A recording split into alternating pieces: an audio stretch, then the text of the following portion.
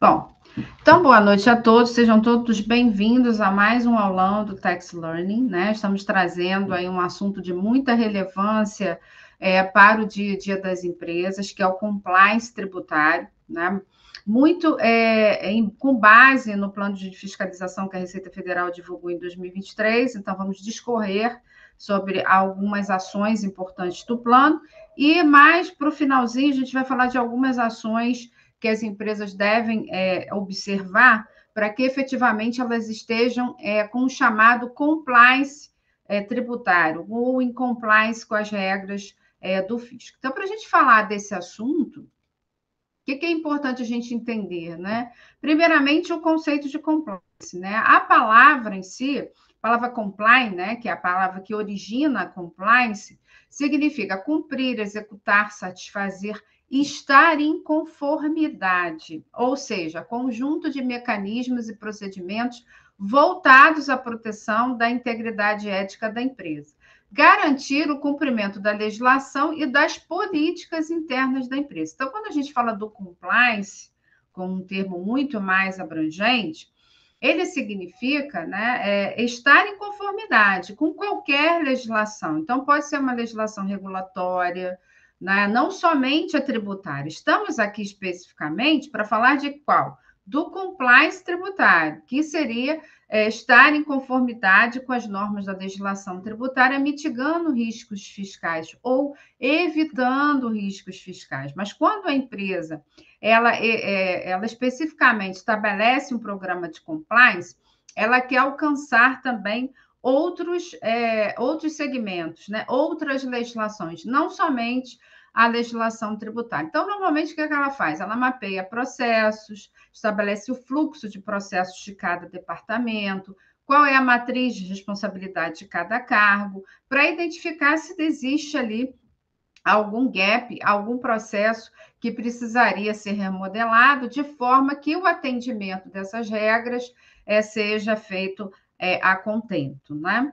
Bom, e aí, para a gente falar, né, de compliance, o que eu vou usar aqui como referência, né? Todo ano, a gente normalmente faz esse aulão, trazendo as novidades aí do plano de fiscalização do ano. E o plano de fiscalização da Receita Federal, ele traz as métricas do ano calendário anterior, ou seja, como foi a arrecadação do ano calendário anterior, e quais são as ações propostas para o ano em curso. Né? Então, aqui, né, nessa tabela, nós temos aqui demonstrados, né, a constituição do crédito tributário. O que é o crédito tributário? É o valor que o fisco arrecadou através dos autos de infração. Né? Então, por que a gente traz essas métricas? Por que nós trazemos, né, esse incremento de um ano para o outro? Para demonstrar, né, como o contribuinte tem se comportado em relação às ações de compliance e como a nossa empresa também deve se comportar. De forma que a cada ano que passe, esses percentuais, né, eles sejam menores. Né? Então, essa arrecadação de 2022, né, em comparação ao ano de 2021, né, 2021 nós tivemos 199 bilhões de crédito tributário constituído. Né? Já em 2022, nós tivemos 136 bilhões. Então, tivemos aí uma queda considerável, né, comparando um ano com o outro, que nos leva a entender que as empresas, né, devem estar aí fazendo seus procedimentos, revendo seus processos e buscando ações para que evitem efetivamente entrar em malha fiscal, entrar nessa estatística de autos de infração. Né? Então, teve um decréscimo de 31,4%. Isso não vinha acontecendo, tá? Nos anos anteriores, nós tivemos incrementos, né, em termos de arrecadação. Bom, aqui dentro desses 36 milhões, né, a gente chama atenção, principalmente, né, a revisão de declarações, né, que efetivamente teve uma participação aí de 31, né, de 3 bilhões de reais. Né? Então, não houve uma queda tão grande assim, ó, houve um pouco só, nesse contexto de 31, 20%, né, de decréscimo. Então, ainda precisamos melhorar, né, os nossos procedimentos aí de compliance. Né? Bom, grau de aderência. O que seria o grau de aderência? Grau de aderência é o seguinte, olha, dentro desses 36 bilhões, o que o contribuinte aceitou, o que o contribuinte pagou, parcelou, o que ele entrou com recurso, né? Então, nós tivemos aqui, né, pago lançado 1 bilhão em julgamento, ou seja, nós temos aí aproximadamente 61 bilhões de reais, de ações judiciais de contribuintes que efetivamente, né, não concordaram com o auto de infração e efetivamente buscaram aí seus advogados, seus assessores jurídicos e entraram com recurso. Em cobrança, já em dívida ativa da Procuradoria da Fazenda Nacional e julgado improcedente, ou seja, teve o julgamento e o contribuinte conseguiu ganhar, né?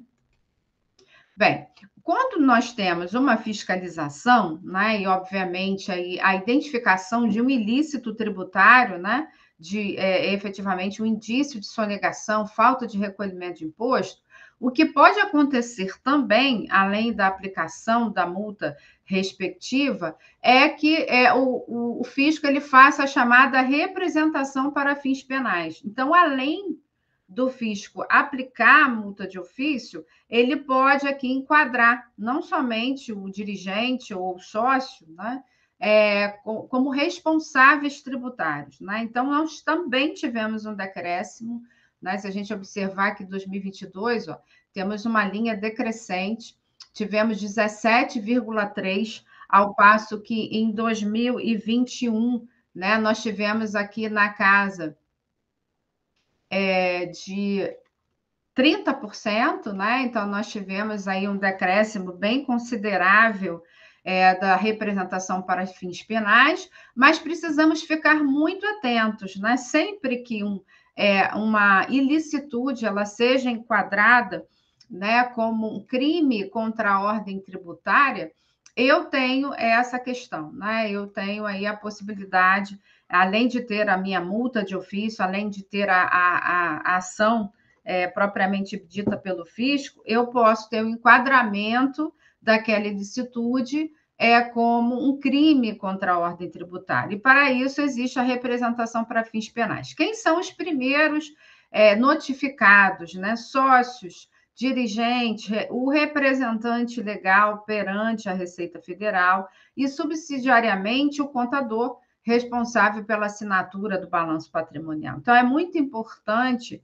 que nós, contadores, né, tenhamos ali, né, a total informação sobre os eventos que estamos reconhecendo no balanço patrimonial e na demonstração do resultado do exercício, e se observarmos que alguma coisa está fora do padrão, automaticamente notificar esse cliente, manter, né, essa prova de que nós informamos ao cliente de que há um risco fiscal, possivelmente, né, o importante também, sempre que houver aí um encerramento das demonstrações financeiras, apresentar a carta de responsabilidade da administração, né? Ali relacionando todos os dados em que o administrador, né, ou representante legal ou sócio, ele é responsável em nos prover.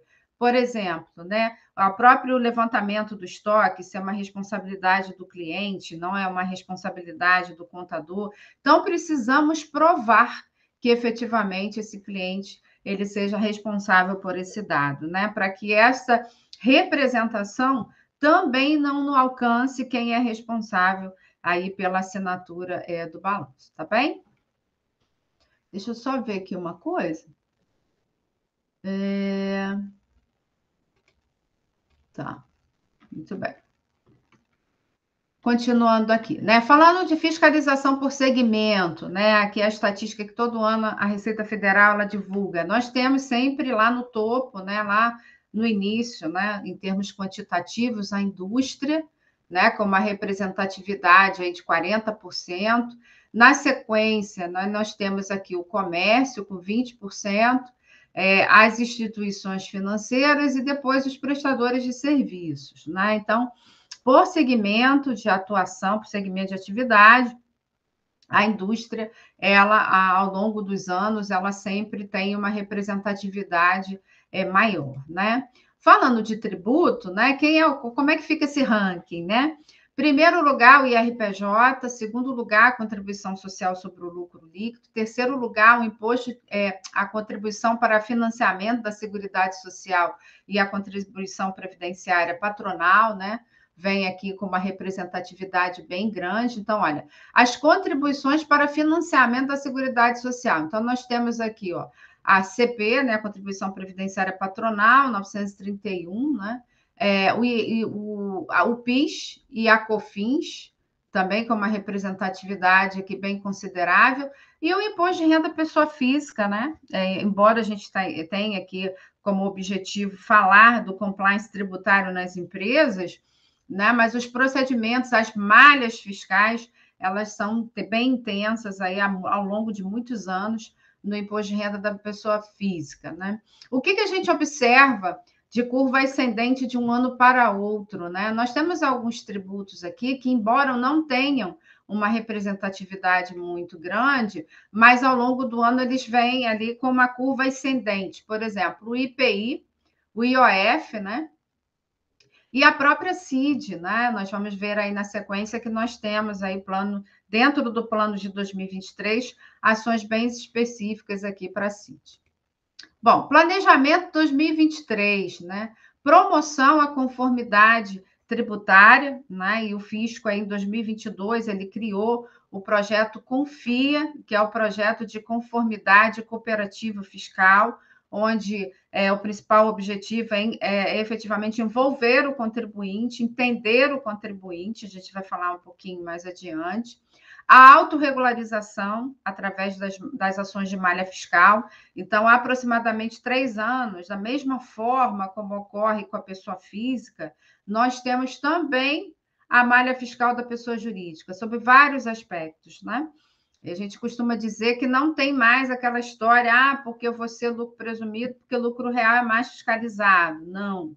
Né? Hoje nós temos fiscalização especializada para todos os segmentos, todos os tamanhos, né? Todos os portes de empresa. Né? Então, nós temos fiscalização especializada no presumido, fiscalização especializada no real, no Simples Nacional, fiscalização com foco em operações internacionais.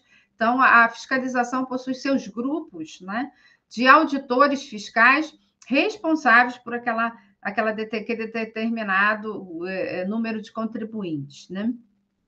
Projetos expedidos, vamos falar o que muda, omissão de obrigações acessórias, controles de saldos de prejuízos fiscais e bases negativas e apropriações indevidas de crédito e PIS e COFINS. Né? Isso aqui foi o primeiro ano, na verdade, que surgiu esse comando. Né? Até então, nós não tínhamos uma ação de fiscalização dentro do plano voltado para apropriação indevida de crédito e PIS e COFINS. Então, depreendemos, né, que isso também tenha ocorrido em função, né, muito em linha, né, com o que tem acontecido aí na legislação, a evolução do conceito de insumos, a própria exclusão do ICMS da base de cálculo de PIS e COFINS, né? Então, isso fez com que o fisco visse uma necessidade de verificação de como as empresas estão atuando em relação a esse tema. Identificação de operações sujeitas a IPI por equiparação. Então, aqui existe uma principal preocupação para empresas que importam e dão saída a esses produtos importados. Não é? Quando a empresa importa para o seu ativo imobilizado e não existe uma subsequente saída, ela não é uma contribuinte de IPI. Mas quando ela importa e dá uma subsequente saída, ela é uma contribuinte do IPI por equiparação. Né? E foi observado que, efetivamente, as empresas elas não atendem, nem sempre elas atendem essa obrigação principal e acessória em relação ao IPI. Tá bom? A ausência do recolhimento da CID Royalty, né? A gente vai falar um pouco adiante de compliance internacional. Quando a gente fala de CID Royalty, existe o fato gerador dessa contribuição social quando eu faço remessas a não residentes ou por royalties, né, serviço de assistência técnica, serviço de assistência administrativa ou semelhantes. Né? Então, da mesma forma que o IPI, né, a gente viu que lá no status, né, lá na estatística, eles possuem uma representatividade bem pequena, Certamente, no próximo ano, com o plano de fiscalização, em decorrência dessas ações, essa estatística deve subir, né? Porque aí, efetivamente, serão verificados aí os contribuintes que não recolhem a CID e os contribuintes que importam e não recolhem o IPI também. Verificação do cumprimento de requisitos para a fruição de incentivos fiscais, falaremos aí de quais incentivos fiscais estão no radar, ações integradas com outros órgãos e intercâmbio de dados com administrações tributárias estrangeiras, né? O compliance internacional é o assunto do momento. Nós temos aí uma nova lei tratando de preços de transferência no Brasil, uma minuta de instrução normativa em audiência pública para que o contribuinte possa opinar, né, sobre essa nova legislação internacional. Então, sem sombra de dúvidas, é o ano do compliance internacional. Mas a gente vai falar um pouquinho adiante.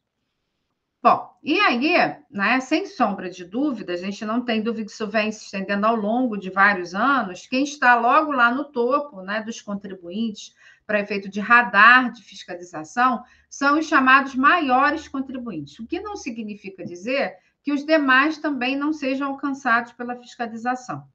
Então, por maior contribuinte, todos os anos, nós temos uma portaria da Receita Federal estabelecendo aí as métricas para fins de enquadramento. Então, a primeira delas, receita bruta declarada na SCF, igual ou superior a 300 milhões de reais, valores declarados na DCTF ou na GFIP, né, em valor superior, igual ou superior a 40 milhões de reais, massa salarial igual ou superior a 100 milhões de reais e participação no comércio exterior igual ou superior a 200 milhões de reais.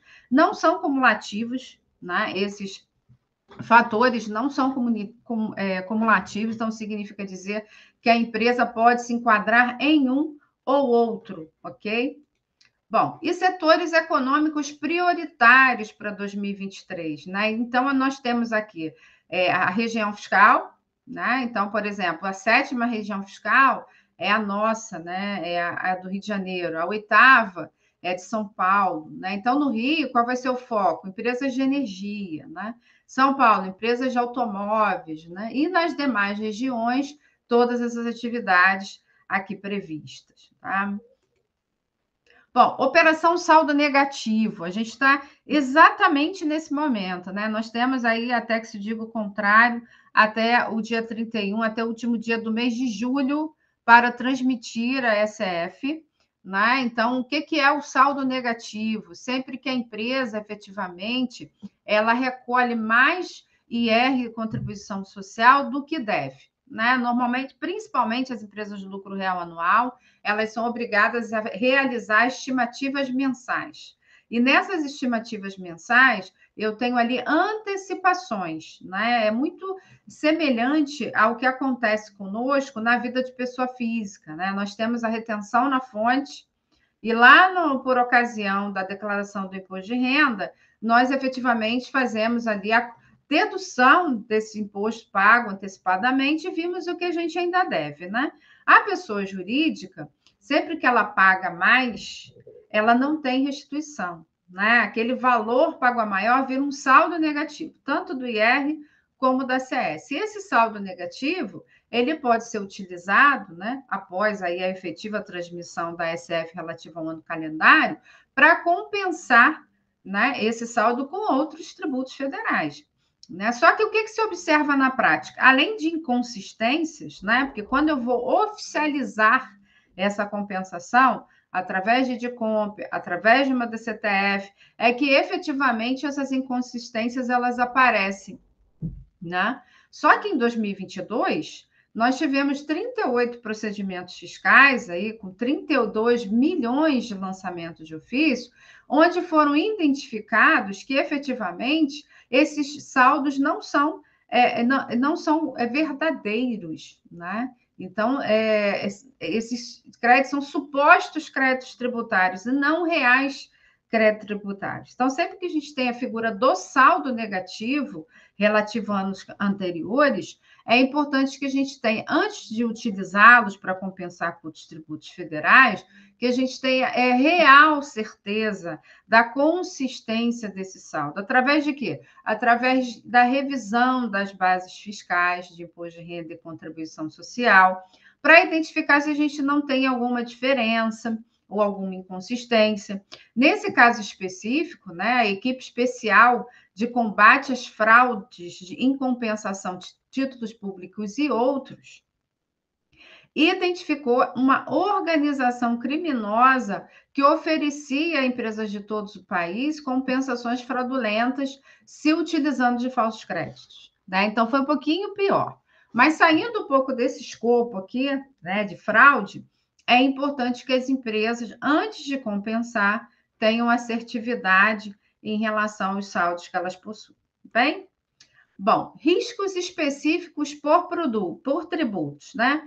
Prejuízos fiscais base negativa. Até julho de 2023 será implantada devolução em sistema interno de controles de saldos. E aí, como é que o fisco vai controlar isso? Através da parte B do Elalu e do Elax, né? As empresas do lucro real, elas preenchem a ASF lá na parte B do Elalu e do Elax. Né? Então, ali, o fisco tem como fazer o cruzamento e identificar, né, se realmente aqueles saldos eles estão condizentes ou não, né, com o que a empresa possui. Tá? Então, também é importante essa revisão da parte B do Elalu e do Elax.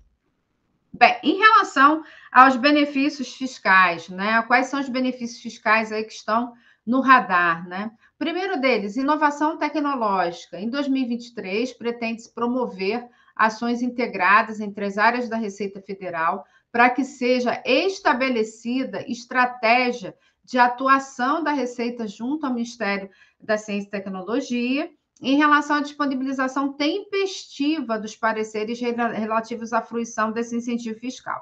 Bom, o que é inovação tecnológica? Né? Nós temos uma lei chamada Lei do Bem, que é a Lei 11.196 de 2005, e essa lei, ela concede vários incentivos fiscais, depreciação incentivada, né? Nós temos benefícios fiscais em relação à redução a zero da alíquota de impostos, do momento que a empresa apresente um projeto ou relativo a um produto novo, ou relativo à melhoria da capacitação de um produto existente. Então, ela precisa ter um projeto cadastrado no Ministério da Ciência e Tecnologia e anualmente fazer essa prestação de contas através do preenchimento de um formulário. Então, o que se busca aqui, efetivamente, é identificar se as empresas estão realizando a correta prestação de contas, né? Se elas estão ali de forma anual realizando a prestação de contas junto ao Ministério da Ciência e Tecnologia, já que isso é uma condição para permanência no incentivo. Tá bem? Bom, segundo incentivo fiscal aqui no radar, subvenção para investimento. Requisitos legais devem ser cumpridos para que haja o direito à fruição do benefício fiscal. A fiscalização seguirá atuando de forma integrada com a área de tributação, com vistas a subsidiar a Procuradoria-Geral da Fazenda Nacional nas discussões que poderão levar à formação de uma jurisprudência vinculante. O que seria uma subvenção para investimento? A empresa ela recebe, como o próprio nome já referencia, um subsídio, né? Ou é financeiro, né? Um aporte financeiro, ou através de bens, ou através de incentivos fiscais, inclusive incentivos fiscais do ICMS. Então, por exemplo, quando ela tem um benefício de redução de base de cálculo do ICMS, aquela parte que ela deixou de recolher o imposto estadual, ela precisa reconhecer na contabilidade uma receita de subvenção. E para que esta receita de subvenção não seja tributada pelo IR, pela contribuição social sobre o lucro líquido, ela precisa, até o final do exercício fiscal, destinar esse valor para uma reserva de incentivos fiscais no patrimônio. Ela não poderá distribuir resultados ou dar outra destinação que não essa de destinar a essa reserva de incentivos fiscais, que, por sua vez, possui aí destinações específicas. Se ela não fizer isso, deixar aquela receita reconhecida lá no resultado, até a eliminação, né, no final aí do exercício fiscal, eu tenho aí a tributação do imposto de renda e da contribuição social sobre o lucro líquido. E o intuito da fiscalização é identificar se a empresa efetivamente ela seguiu, né, esse rito, se ela seguiu essas condições previstas na legislação. Bem? Bom, projetos SPEDs, né? O que a gente tem aí no catálogo? Novas funcionalidades da nossa fiscal eletrônica, malha SCF e manutenção evolutiva das escriturações. O que é manutenção evolutiva das escriturações? O fisco, cada vez mais, ele pretende, né, reduzir o número de obrigações, né, e concentrar todas essas obrigações no âmbito do sistema público de escrituração digital, conhecido como SPED. Então, nós já temos aí a data final da DIRF, da Declaração de Imposto Retido na Fonte, né, sendo substituída integralmente pela FDRINF, e, além disso, trazendo outras funcionalidades para os projetos já existentes, ou uma melhoria de validação, ou um novo relatório, né, ou uma validação diferenciada. Então, todo ano, né, o plano de fiscalização ele traz esse item de manutenção evolutiva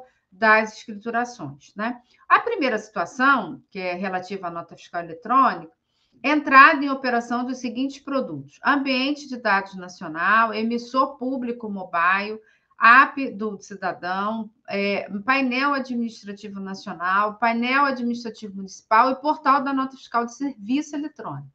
Né? Então, a gente tem aqui esse novo projeto, que é o último projeto da Receita Federal do Brasil, que é transformar todos os portais municipais num portal nacional de nota fiscal de serviço eletrônica. Né? Então, atualmente, né, esse uso ele é facultativo, obrigatório apenas aí, para o MEI, mas a ideia é que, ao longo do tempo, a gente traga, né, o cronograma e a obrigatoriedade para os demais contribuintes. Né? Então, a publicação do convênio que institui o Padrão Nacional de NFSE estabelece um modelo de governança por meio de um comitê gestor, emissão da primeira nota pela plataforma da administração tributária digital e, além disso, a entrada em produção dos módulos já desenvolvidos no âmbito do projeto, ou seja, a guia de recolhimento única para tributos sobre serviços, o módulo de pedágio, o módulo do ativo financeiro e o módulo procurações e a nota avulsa.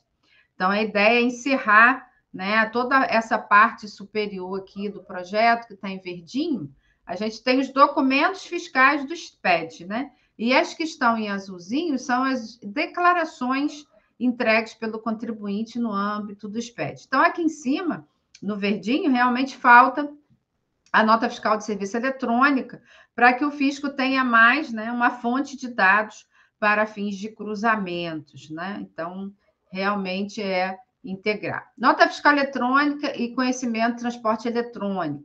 Compartilhamento de cerca de 15 milhões de notas e eventos para as unidades de federação de interesse dos documentos fiscais. Então, compartilhamento de dados, né, entre as Cefaz.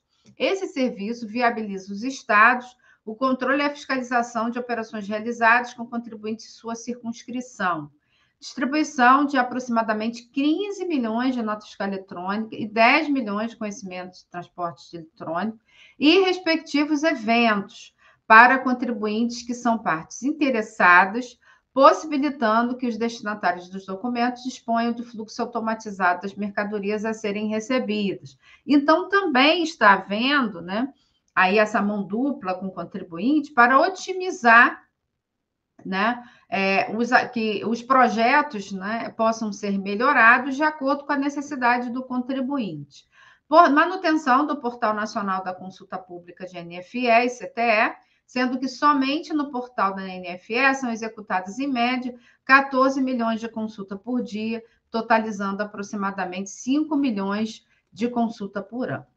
Escrituração contábil fiscal, né? E aí saindo um pouquinho aí dos documentos fiscais e vindo para as declarações, né? Nós tivemos lá no ano passado, onde o fisco ele encaminhou, através do ECAC, comunicados trazendo ali indicadores de receita, algumas informações relevantes para que o contribuinte já soubesse o dado que o fisco já tivesse triado. Muito semelhante à nossa declaração de pessoa física pré-preenchida, né? Então, nesse aviso do ECAC, o fisco colocava assim, olha, você já tem tanto de receita bruta, né? Então, ele já dava ali os indicadores para que o contribuinte pudesse se basear, né? E efetivamente ter consistência com aquele dado que o fisco já tem na sua base, né?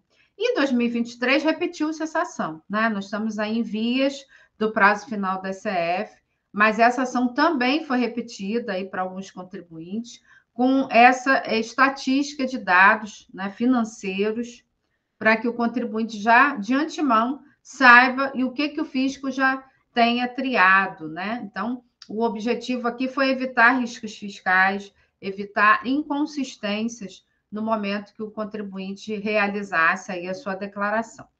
FD e CMS-PI, inclusão de layout simplificado do Bloco K, permitindo aos contribuintes informar apenas dados dos itens produzidos, não sendo mais necessário informar dados sobre os insumos consumidos na produção. Então, essa sempre foi uma crítica do Bloco K, né? Porque envolve segredo comercial. É a velha história do xarope da Coca-Cola que ninguém sabe como faz, né? Mas do momento que eu tenha que abrir todas as etapas da produção, inevitavelmente eu vou me deparar com esse segredo, né? Esse segredo industrial, né? Então, o objetivo é melhorar o Bloco K e minimizar essa discussão, né? Então, também para 2023, a implementação da pré-validação a partir de web-services que possibilitarão as unidades da federação inserirem validações específicas na recepção dos arquivos da escrituração. Então, aqui, a gente ainda não sabe se melhora ou não, né? Porque do momento que isso vai ficar a critério de cada Cefaz, pode ser que uma seja mais crítica do que a outra, né? Pode ser que a gente se depare aí com esse cenário. Bom, e-social, né? Que é uma outra declaração aí do contexto do SPED. Processos trabalhistas, por meio do qual os empregadores enviarão suas informações relativas a processos judiciais impetrados na Justiça do Trabalho, cujas informações incluem o registro do trabalhador, remunerações e apuração dos tributos, né? E aí incluirá a integração com a DCTF Web, viabilizando a descontinuidade da GFIP. Então, essa é a meta, né? Ao longo aí do ano de 2023. Deixa eu ver aqui que tem alguém para entrar. Deixa eu ver quem mais.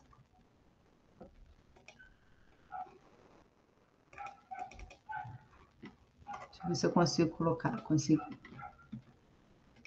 Bom, imposto de renda retido na fonte sobre os rendimentos do trabalho já em integração na geração da CCTF Web. Então, a gente tem em vias aí uma mudança em função da FDRINF também, né, de cada vez mais, né, esses eventos serem gerados na DCTF Web em vez de sê-los na DCTF tradicional. Então, a ideia é a migração completa até que chegue finalmente ao momento de extinção, né, da DCTF normal, né, aquela do aplicativo, daquele programa, né, inserir isso tudo num ambiente aí de integração que é um ambiente SPED. Né? FDRINF, em 2023 serão implementados novos eventos, então a gente já tem o cronograma para essa implementação aí, onde além da contribuição previdenciária, né, a gente vai ter o bloco 400 trazendo o imposto de renda na fonte, né, exceto do rendimento do trabalho, que isso fica a cargo lá do E-Social, bem como as retenções de PIS, PASEP, COFINS e CS, possibilitando a geração da declaração pré-preenchida na DCTF Web. Né? Então, é a próxima meta, o próximo desafio que a gente está aguardando aí, se realmente o cronograma se mantém ou não, mas com essa adoção, né, desse novo bloco da FD-REINF, efetivamente, eu trago tudo que existia na DIRF, somente na DIRF, e que ainda não estava incluída na FD-REINF. Né? Elas vão sobreviver em paralelo ainda no ano calendário 2024 para a total extinção da DIRF.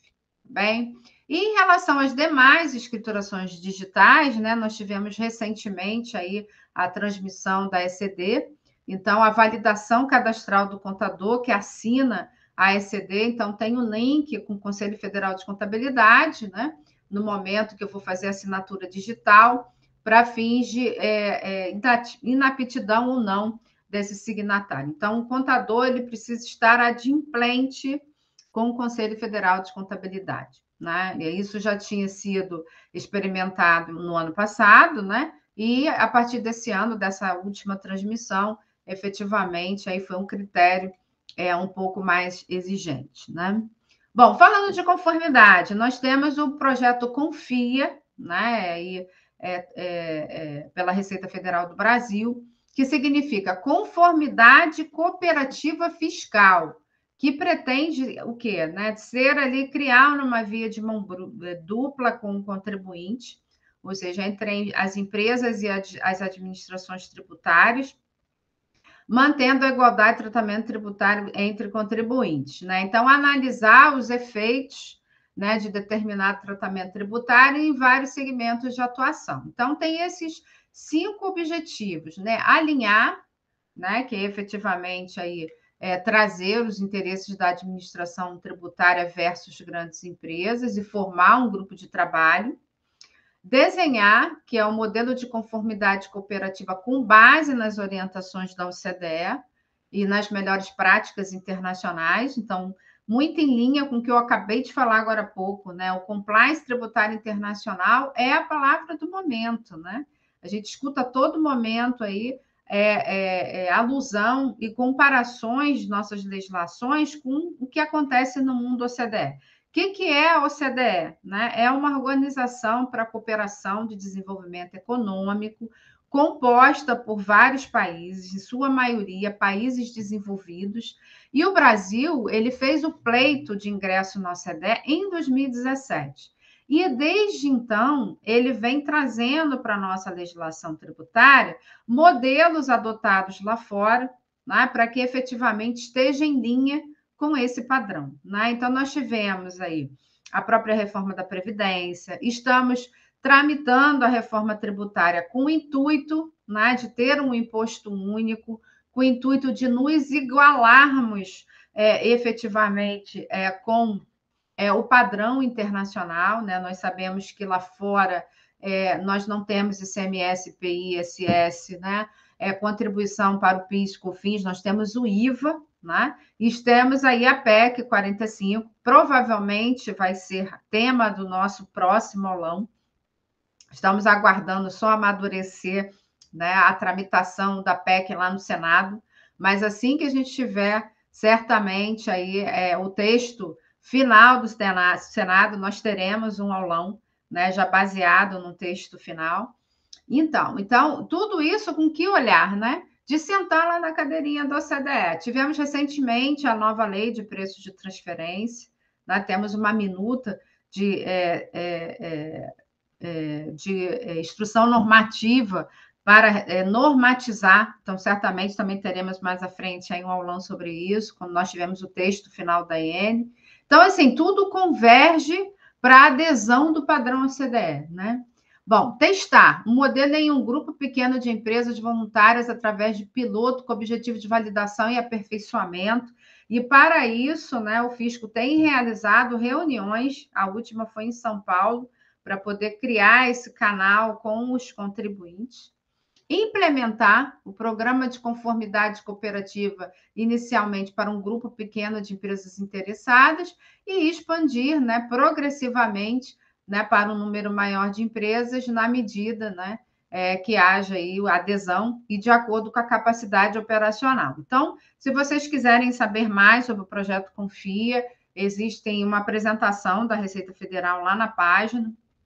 né? E toda a explicação, inclusive a última reunião realizada em São Paulo, eu acho bem legal a gente continuar acompanhando, né, essa ação da fiscalização, tá bem? Bom, e para falar por último, a última ação que nós vimos relacionado para 2023, a gente iniciar aqui com algumas ações que as empresas precisam observar, é o intercâmbio de informações entre os fiscos, né? Que a gente chama de Big Brother internacional. O que é isso aqui? Olha, o fisco ele recebe dados de outros países, de outras jurisdições, e de igual forma a Receita Federal do Brasil também submete esses mesmos dados para outros países, né? Para quê? Para identificar se eu tenho ali o que a gente chama de planejamento internacional abusivo, principalmente quando a empresa brasileira faz parte de um grupo multinacional, né? Principalmente, né? Não somente, mas principalmente. Então, quais são, né, os convênios, vamos assim dizer? Nós temos o FATCA, né, que é um acordo mantido com os Estados Unidos. Com que objetivo? Identificação de titularidade de contas e rendimentos depositados de aproximadamente aí, 60 mil contas bancárias localizadas nos Estados Unidos. Né? Então, o FATCA ele alcança não só pessoa jurídica, como física também. Tá? Justamente com que objetivo? Né? Para identificar se aquele brasileiro ele está reportando na sua declaração todos os rendimentos que ele mantém. Se porventura ele mantiver nessa conta americana rendimentos que ele não declara, esse intercâmbio ele vai deixar isso muito evidente para a Receita Federal do Brasil. Bem, de igual forma, nós temos a Convenção sobre Assistência Mútua Administrativa em Matéria Tributária. E aqui é o mesmo contexto, né? Nós temos aí o intercâmbio de dados de titularidade de conta, só que não mantidas nos Estados Unidos, e sim mantidas em outros países, em especial aqueles que a gente chama de paraísos fiscais ou países com tributação favorecida, né? Que são os exemplos que a gente está dando aqui. Bahamas, Ilhas Cayman, né? Uruguai, Suíça, né? E outros mais. E, por último, né, o Plano de Ação BEPS, né, composto aí por 15 grandes ações, com o objetivo não só de transformar as regras de preço de transferência, como também de combater o planejamento tributário internacional abusivo. A gente vai falar muito detidamente aqui de uma, quando a gente falar de preço de transferência, né? A gente está fazendo agora, né, a SF, não sei se vocês já terminaram, enfim, mas nós temos no teor, no contexto da SF, o bloco W, que é um bloco destinado a reportar dados de grupos multinacionais. Então, esse bloco W, ele nasceu do Plano de Ação BEPS 13. Né? Então, foi um modelo trazido para o Brasil, né? Em relação ao que se adota lá na OCDE. Né? Então, isso aqui é muito importante que eu tenha uma relação de transparência, que eu conheça o organograma do grupo multinacional, com quem eu transaciono lá fora, de onde eu tenho importações ou exportações, ou qualquer operação internacional, para a gente ali fazer a assunção de riscos. Né? Quais riscos? Riscos em relação à obrigatoriedade de preço de transferência, riscos relativos à alíquota do imposto de renda na fonte, que a gente vai falar aqui na sequência. Tá bom? Então, aqui a gente finaliza alguns insights sobre o plano de fiscalização. Né? Então, na sequência, o que eu vou trazer para vocês? Vou trazer principais ações que a empresa precisa observar, né, para estar em compliance com o fisco. O objetivo aqui não é esgotar o tema. E aí, mais para o finalzinho, eu abro aqui para vocês perguntarem ou fazerem alguma consideração final em relação ao que foi tudo que foi dito aqui, tá bem? Bom, falando de principais ações, né? O que eu preciso fazer para não fazer parte daquela estatística da Receita Federal do Brasil? Puxa, não quero estar naqueles 136 bilhões, né, de crédito tributário. O que eu preciso fazer, né? Primeiro, o carro-chefe chama-se enquadramento tributário. Será que a minha atividade está devidamente enquadrada, principalmente no que se refere aos tributos incidentes sobre o consumo? Veremos na sequência. observância da legislação vigente para apuração dos tributos, isso é no loop, né? Quem trabalha principalmente com tributo sobre consumo é mutante, né? Toda hora tem um convênio ICMS, toda hora tem uma alteração de regulamento, né? Toda hora tem uma alteração de PIS e COFINS. Nós tivemos aí semana passada uma nova IN de PIS e COFINS, né? A gente vai falar um pouquinho disso também. Contratação de serviços, né? Por que é importante? Preciso ter contrato. Vai envolver os retidos, né? Seja aqui no Brasil ou seja no exterior, né? Dependendo de quem esteja lá do outro lado, vai dar o start do cálculo dos preços de transferência, né? E consistência nas informações declaradas ao fisco através das declarações. Bem? Bom, falando aí, iniciando, né, a nossa trajetória pelos tributos incidentes sobre o lucro. O que são tributos incidentes sobre o lucro? Imposto de renda das pessoas jurídicas e contribuição social sobre o lucro líquido, né? Se a minha empresa ela é uma optante ou uma obrigada ao lucro real, eu preciso ficar muito atento aos critérios de dedutibilidade de despesas.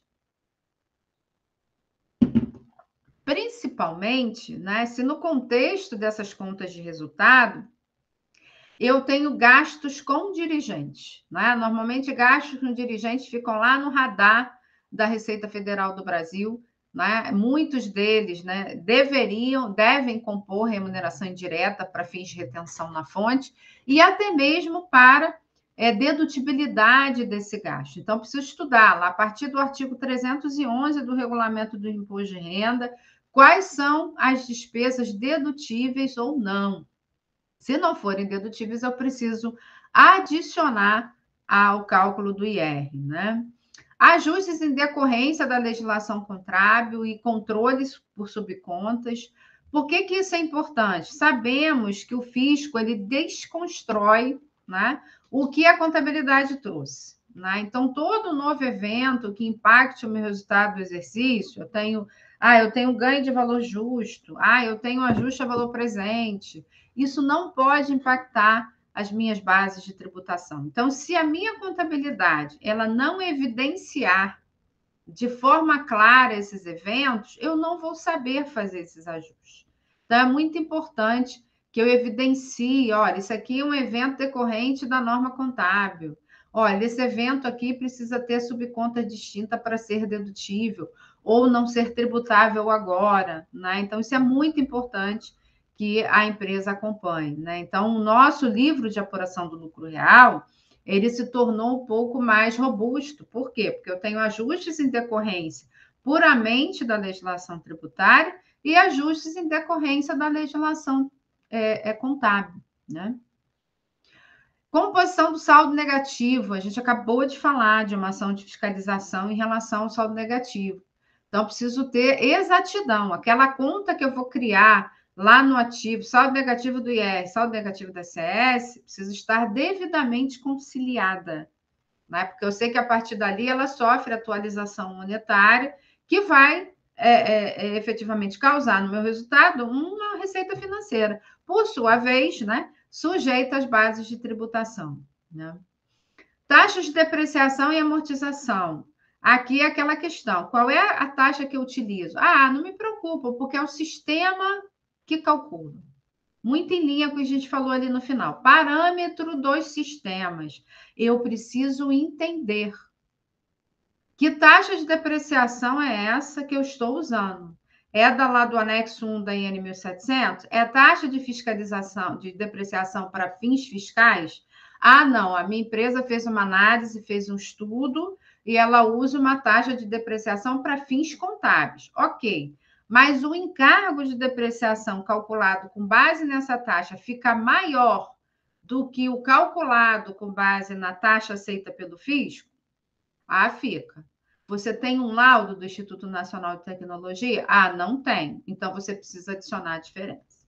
Então, a gente precisa entender se é necessário realizar algum ajuste. E, para isso, eu preciso ter o quê? Aquele usuário-chave na minha empresa. Quem é responsável pela parametrização?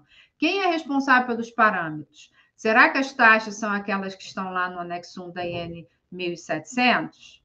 Se não for, será que ela traz um encargo maior ou menor do que deveria? Bom, se trouxer um encargo menor, o fisco não vai reclamar. Agora, se trouxer um encargo maior e eu não tiver laudo, aí eu tenho problema. A não ser que seja decorrente de um incentivo fiscal, né? Na legislação, quais são as excepcionalidades da depreciação, né?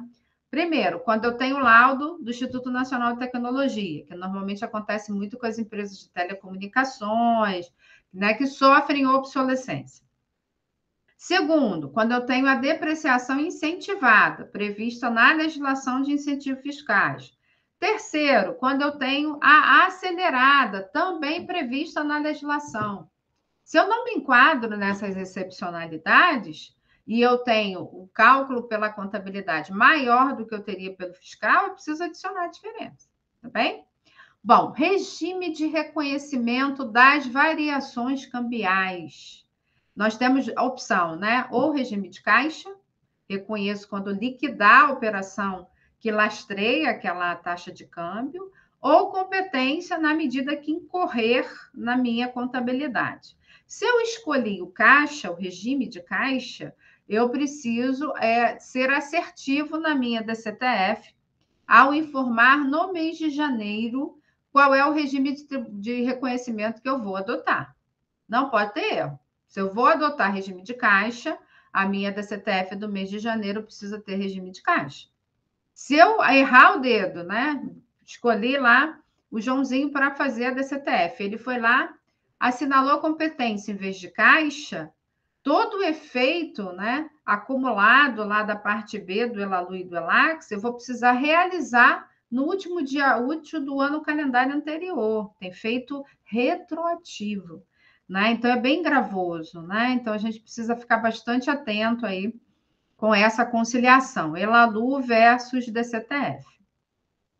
Preços de transferência, né? Porque nós temos uma nova legislação batendo na porta, né? Uma nova legislação, que é a Lei 14.596, foi objeto do nosso último aulão, não parou nele, né? Porque nós temos em vias de ter uma nova instrução normativa, né? Uma nova IN, né? Então a gente tem aí mudanças à vista, né? E vamos precisar acompanhar bem de perto essa legislação. Quando eu tenho preço de transferência? Quando a minha empresa realiza operações internacionais com empresas do mesmo grupo ou com os chamados paraísos fiscais, né? Países com tributação favorecida, relacionados aí na Instrução Normativa 1037 de 2010. Né? Às vezes a empresa fala assim: eu não faço parte de grupo multinacional, mas paga um LinkedIn que está lá na Irlanda, né? Paga uma plataforma, né, que esteja no Panamá, né? Adquire uma licença de um software Office 365 da Microsoft, que esteja também situado no país com tributação favorecida. Então, eu preciso calcular ainda que eu tenha uma única transação. Tá? E, por último, parâmetros de sistema. Né? Sobre a ótica dos tributos sobre o lucro, principal atenção das taxas de depreciação, tá? Contábil versus fiscal, ok? Bom, para falar dos tributos sobre consumo, né, que está tendo uma representatividade muito forte aí, em função da PEC 45, em função da reforma tributária, né, que certamente será o nosso próximo aulão. O que eu preciso me atentar? Ajustes em decorrência da legislação contábil também, que se eu tenho uma nova linha de receita, essa nova linha de receita não vai ser tributada. Em alguns casos, eu tenho condições, precisa ser contabilizado sob contas distintas, como é o caso aí do ganho por compra vantajosa, o deságio na aquisição de investimentos, né? Então, preciso observar essas condições para que eu possa diferir essa tributação, né? Ou então usar a dedutibilidade futura daquela perda que eu tive na aquisição do investimento, né? Receitas operacionais versus não operacionais. Então, tanto para PIS e COFINS no regime cumulativo, como o próprio lucro presumido, né? Eu tenho uma distinção do que é operacional e não operacional, né? No lucro presumido, a receita operacional ela é considerada no percentual, né, de presunção. né? E as receitas não operacionais, elas são adicionadas integralmente. Se eu tiver um erro cadastral, eu tenho uma receita de aluguel, que eu passei a alugar um imóvel na pandemia, mas não está no meu KNAI, não está no meu comprovante de inscrição no CNPJ, tem que tributar 100%. Tá, isso, e sobre a ótica de PIS e COFINS cumulativo, né? PIS e COFINS cumulativo anda em compasso com o lucro presumido. O que eu levo para a base de cálculo? As receitas em decorrência do objeto social da empresa. Então, a receita financeira, para as entidades não financeiras, não são alcançadas pela tributação do PIS e COFINS. Aí, em relação à receita de aluguel, depende. Se eu exploro aquela atividade com recorrência, aquilo ali é objeto social, tem que alterar meu cadastro, tem que tributar PIS e COFINS. Não, eu aluguei um equipamento por um mês para o meu parceiro, porque ele não tinha, foi só um mês, foi eventual. Então, nesse caso, eu não preciso alterar o meu cadastro. Bem? Regime de reconhecimento das variações cambiais, e aí falando de PIS e COFINS somente, quando a gente fala de tributo para consumo. E parâmetro de sistema para todo e qualquer tributo. E aí nós estamos falando de ICMS, nós estamos falando de IPI, nós estamos falando de PIS, nós falamos de COFINS. Mudou a tributação, né, essas medidas provisórias, né, que nós tivemos aí desde o ano passado, que a gente teve o primeiro aulão aqui para falar da resenha tributária. Ora reduziu a zero PIS e COFINS, ora majorou PIS e COFINS, né? Então, essas sazonalidades, a gente precisa estar preparado ali para parametrizar no sistema toda hora. Então, também preciso ter alguém na minha empresa com esse olhar de usuário-chave, daquela pessoa que vai parametrizar o sistema para gerar a nota correta, para gerar a obrigação acessória correta. Bem? Bom, falando de contratação de serviços no Brasil, né? Quando eu contrato aí serviços, tem vários fornecedores, e a gente observa que, na prática, num trabalho de compliance, a gente se depara, né? Porque a gente se preocupa muito com o que está destacado lá na nota de serviço, mas a gente tem que se preocupar mais com o que não está destacado. E, geralmente, o que não está destacado ali é a contribuição previdenciária, o INSS retido. Por quê? Porque o prestador, ele não quer o efeito no fluxo de caixa de 11%, porque é muito dinheiro para ele. Né? Então, ele vai evitar ter essa retenção. Então, eu preciso, para evitar isso, a minha análise de retidos não pode se limitar a notas fiscais. Né? Eu preciso ter análise do contrato, qual é o objeto do contrato, o que eu tenho de código fiscal na nota e o que a empresa efetivamente faz. Né? Para entender, poxa, tem retenção do PCC, né, que a gente chama, né, que CS, PIS, COFINS, tem retenção do IR, tem retenção do INSS, né? Nem sempre quando eu tenho IR eu tenho PCC, nem sempre que eu tenho PCC eu tenho IR, vice-versa, né? E nem sempre eu tenho INSS, mas para isso eu preciso entender se efetivamente ele refletiu na nota o código fiscal correto. Exemplo, empresas que, por exemplo, vou contratar, ele vai emitir uma nota fiscal de serviço, cessão de mão de obra, e um recibo de aluguel do veículo, quando, na verdade, ele está realizando um serviço de transporte passageiro. Se ele está realizando serviço de transporte passageiro, né, enquadrado nos conceitos de cessão de mão de obra ou empreitada, ele tem a retenção do INSS. E também o fato dele colocar o aluguel do veículo no recibo, ele foge do ISS. Só que se ele está fazendo serviço de transporte passageiro, o que eu preciso entender? É transporte municipal, intermunicipal ou interestadual? É municipal. Então, o valor do aluguel deveria estar na nota de serviço com cobrança de ISS. É intermunicipal ou interestadual. Então, não é nota fiscal de serviço aprovada pelo município. É documento fiscal do ICMS. Né? Então, por isso que a gente entra no mérito dos conflitos de competência. Né? Porque, por exemplo, esse exemplo que eu estou dando para vocês, de transporte passageiro, eu posso transitar tanto no fato gerador do ISS, como eu posso transitar no fato gerador do ICMS. Aí eu contratei um serviço de montagem. Se a montagem foi realizada pelo prestador com a empresa fornecendo material, é ISS. Se a montagem foi realizada com material fornecido pelo suposto prestador de serviço, não é prestação de serviço, é industrialização. Tem IPI, tem ICMS. Então, eu preciso entender muito bem esses conflitos de competência, porque na hora de eu fazer a retenção, se eu definir que o fato gerador não é ISS, sim ICMS, o documento é errado. Eu não tenho retenção de nada. Né? Por quê? Porque o documento deveria ser um documento aprovado pela legislação estadual. Bem? Bom, e quando esse serviço é contratado lá de fora? O que é importante? O mesmo cuidado. Vou comparar o contrato mantido com a empresa lá de fora, a invoice que ela emite para mim, né? A fatura que ela emite para mim, e quando eu tenho a ordem do banco, a ordem de câmbio, qual foi a natureza atribuída pelo banco, que não necessariamente vai ser a correta. Aí é que efetivamente está, né, o meu papel, né, de avaliar se o banco ou a instituição financeira, a corretora de câmbio, atribuiu natureza correta.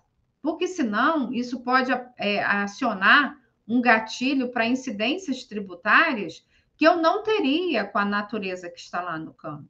Né? Então, é muito importante que eu alinhe também essa expectativa. Qual é o serviço que realmente está sendo prestado? É um serviço ou um direito? Qual foi o código de câmbio atribuído? Né?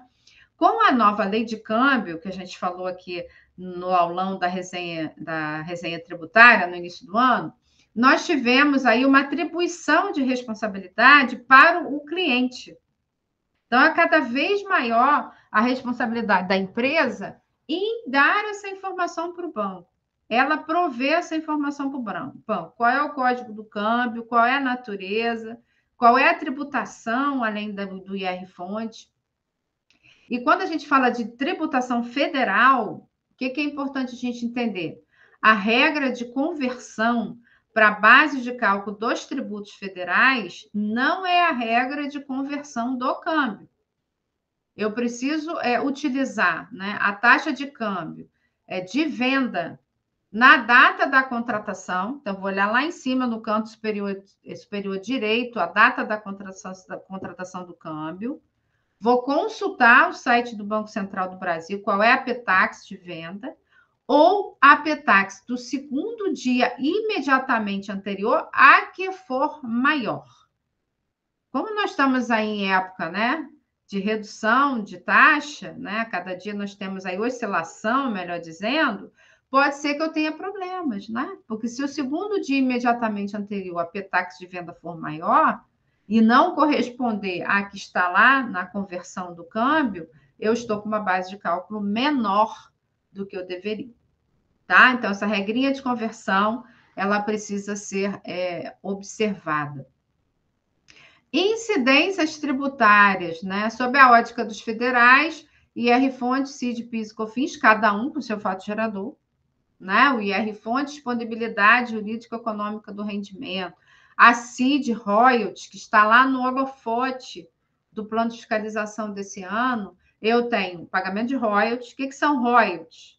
Pagamento por licença de uso, né? Inclusive software, pagamento de direitos, direito de exploração de marca no Brasil. Eu uso uma franquia internacional, eu abri uma lojinha da Lacoste, né? Pagamento de serviços de assistência técnica ou serviços administrativos semelhantes, onde nós não temos definição própria, né? Precisamos a todo momento recorrer às soluções de consulta da Receita Federal para entender o que são serviços administrativos semelhantes. E as contribuições para o PIS e a COFINS, que o comando aqui é prestação de serviço. Eu preciso ter uma prestação de serviço por não residente. Né?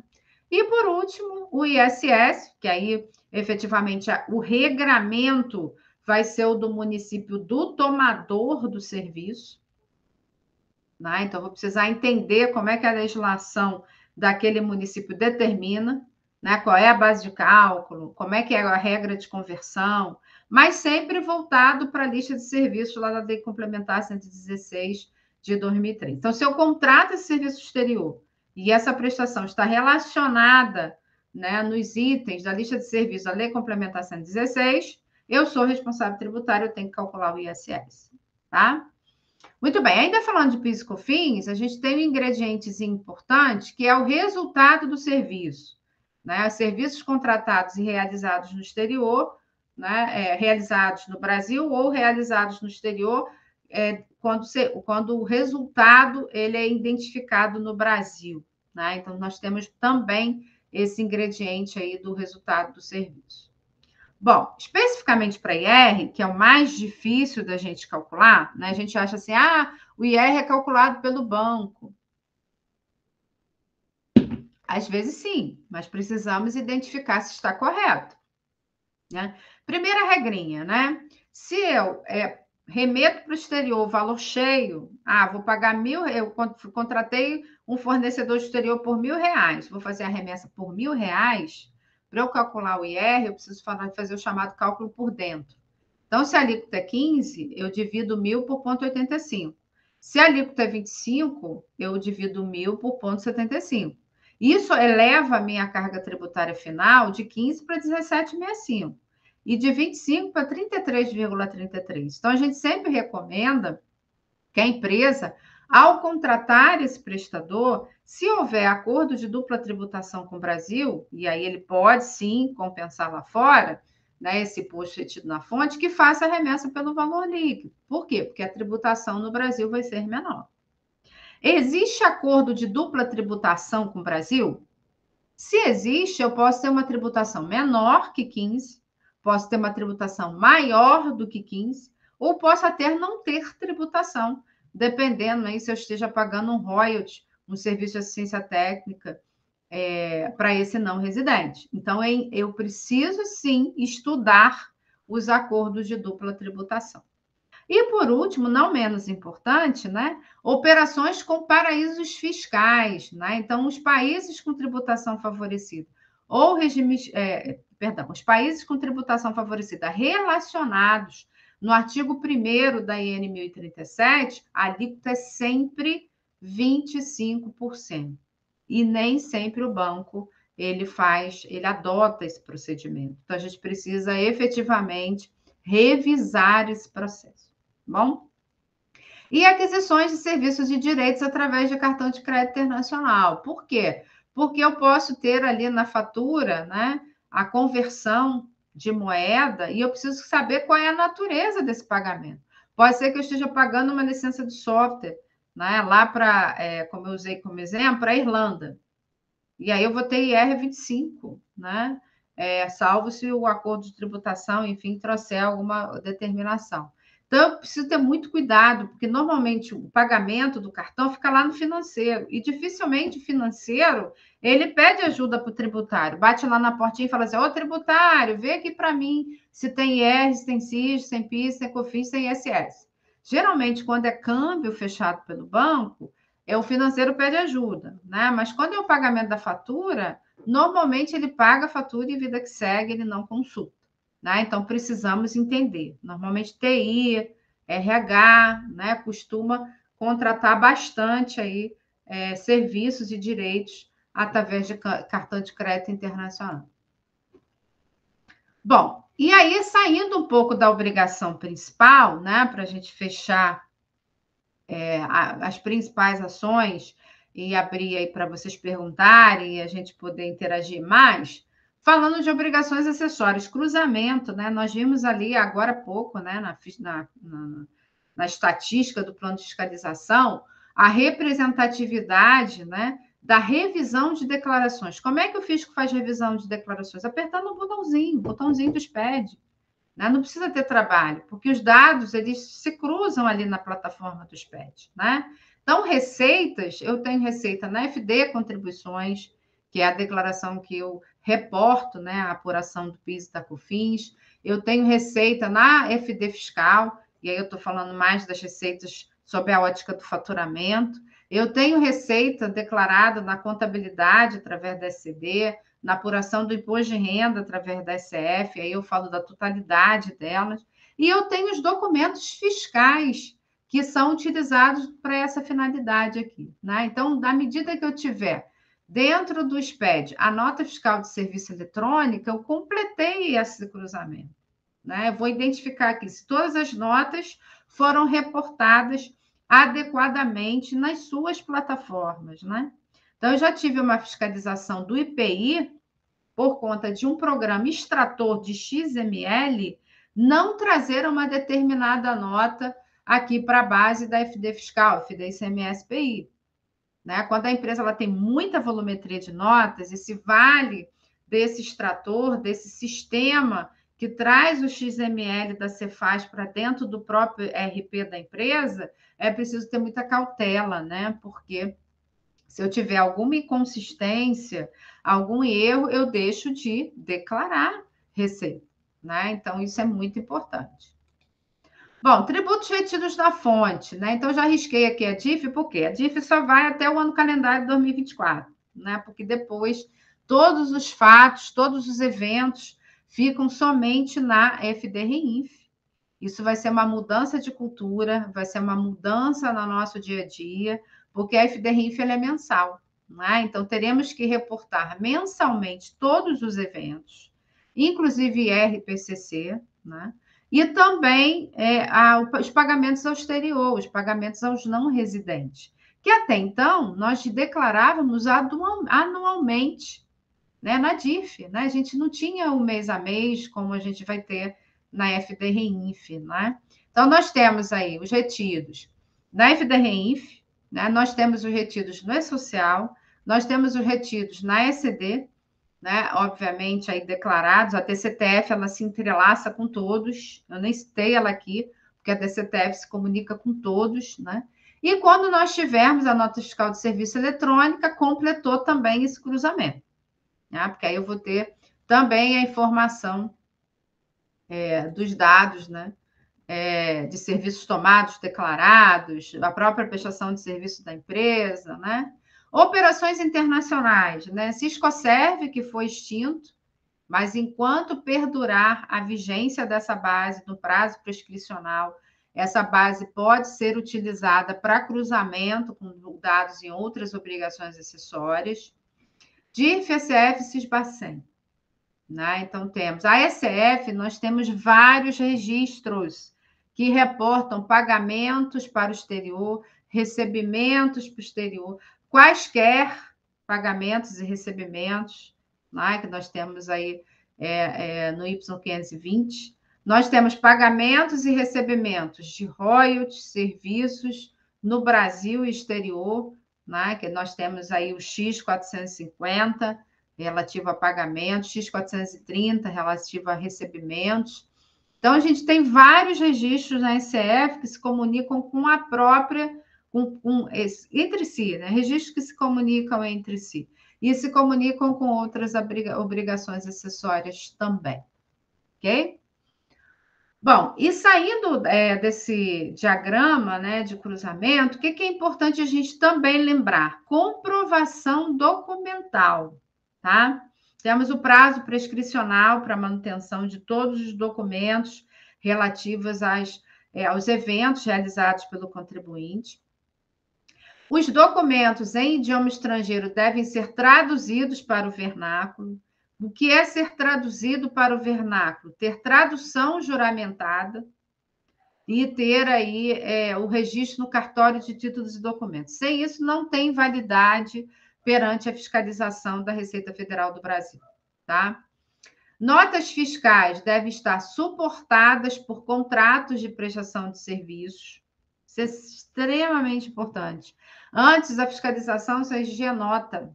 Hoje, a fiscalização quer ver o contrato mantido, ou a própria empresa mantendo com o cliente, ou a própria empresa mantendo com o fornecedor, né? E documentos relativos à aquisição de bens devem conter a identificação da empresa, nome, endereço, cadastro CNPJ. Aí a pergunta é assim: mas aí eu sou um contribuinte de ICMS, posso comprar um mouse, né, com nota fiscal nota fiscal de venda a consumidor eletrônica? A Receita Federal ela não vai criticar modelo de nota fiscal. Ela vai exigir que haja a identificação do contribuinte. Quem vai exigir modelo de nota fiscal é a Cefaz, é o fisco estadual, tá bem? Bom, e aí quais são os nossos desafios diante a esse breve resumo que nós tivemos aqui no nosso aulão, né? A ideia foi trazer pontos importantes para que vocês incluam no processo de vocês, no processo de análise de vocês dos tributos, tá? Primeiro, a complexidade tributária, que está com tempo de vida determinado, né? Por conta aí da criação do IBS, do CBS, pela PEC 45, né? Então, o nosso cenário aí nos próximos 10 anos será um cenário de convergência a um imposto único, né? Então, com o objetivo de eliminar essa complexidade tributária. Mas enquanto isso não acontece, enquanto existe a transição, ainda conviveremos, né, com várias espécies tributárias. Envolvimento de diversas áreas, né? Porque isso vai envolver o financeiro, vai precisar criar o processo do financeiro, encaminhar, né, as análises para o tributário, com retorno em tantos dias, né, dessa análise, ou tem que ser na hora, enfim. Eu vou ter envolvimento de diversas áreas, de TI também, por conta das mudanças recorrentes, né, nos sistemas, definição clara de papéis e responsabilidades, então não há chance para eu não criar a matriz de responsabilidade, eu colocar no papel quem faz o quê, né? Para não correr o risco aí do chamado cachorrinho de dois donos, né? Eu acho que o meu colega está fazendo, meu colega acha que eu estou fazendo, e ninguém está fazendo. Então, eu preciso ter definição clara de papéis e responsabilidades. Quem é o responsável em parametrizar o sistema? Quem é responsável em revisar as declarações? Quem elabora e quem revisa? Elaborado e revisado. Regras de compliance interno envolvem muito esse controle, né? Quem elabora e quem revisa, né? Custos não tributários, por quê? Um custo não tributário é o que a gente está aqui. É treinamento para as equipes, né? É adaptação de sistemas, né? A aquisição de novos sistemas, isso são custos não tributários. Reporte de informações sigilosas, porque a todo momento, por exemplo, eu vou calcular preço de transferência, então vou ter que ter acesso aos preços praticados, vou entender ali como é que é o critério de precificação da empresa, então você tem que entender quem é o responsável por em deter essa informação sigilosa, e cumprimento de prazos estabelecidos diante dos processos atuais, porque a gente sabe que tudo é muito corrido, a gente vive em função do fisco, o muro chega cada vez mais rápido, né? Então, isso é muito importante que eu estabeleça o quê? O cronograma, né? O processo, para que a gente efetivamente possa atender, né, todas as exigências estabelecidas aí, não só pela Receita Federal do Brasil, que é o nosso foco aqui, como também os fiscos, né? Os demais entes fiscalizadores, né? Tanto os estados como os municípios. Bom, pessoal, então aqui fica o meu recado nesse aulão, né? Trazendo aqui o site do Tax Learning, né? Quem não conhece, né? Eu convido a conhecer, né? Então, nós temos ali no site todos os cursos que nós provemos para eliminar todos esses gaps, né? Todos esses temas que nós trouxemos aqui. Então, nós temos cursos de retenção na fonte, tributos, remessas, tributação nas remessas ao exterior, o próprio preço de transferência, lucro real, SF, né, que pode aí trazer informações para melhoria do processo de vocês. Agora, além disso, né, lá no rodapé do site, vocês têm todas as redes sociais, inclusive o nosso canal do YouTube, onde esse vídeo será disponibilizado, né? Então, se você não se inscreveu, se inscreva lá para você poder assistir as outras aulas que aconteceram antes. As nossas redes sociais, onde nós divulgamos aí semanalmente, com uma periodicidade de 2 a 3 vezes na semana, as atualizações da nossa legislação tributária, para que vocês possam aí, no dia a dia corrido, que eu sei que é um dia a dia corrido para todos, né? Poderem receber o que está acontecendo de diferente, o que está acontecendo de novo, tá bem? Bom, vou abrir agora para perguntas, né? Mas, no mais, já gostaria de agradecer antecipadamente a participação. Hoje tivemos poucos alunos, acredito que não seja uma boa época, né? SF com férias de julho, mas tivemos poucos alunos, certamente os que não puderam assistir vocês podem aí divulgar para assistir lá no canal do YouTube quando for disponibilizado, tá bem? Vamos lá, então vamos às perguntas.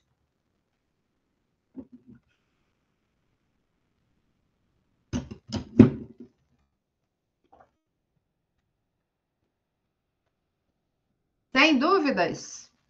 Nada no chat, Bruno? Tudo certinho? Nada no chat? Deixa eu ver aqui, mas eu acho que não tem nada, a não ser a referência que o Bruno me deu mais cedo. Que ótimo, Bruno. Rafaela, Leandro.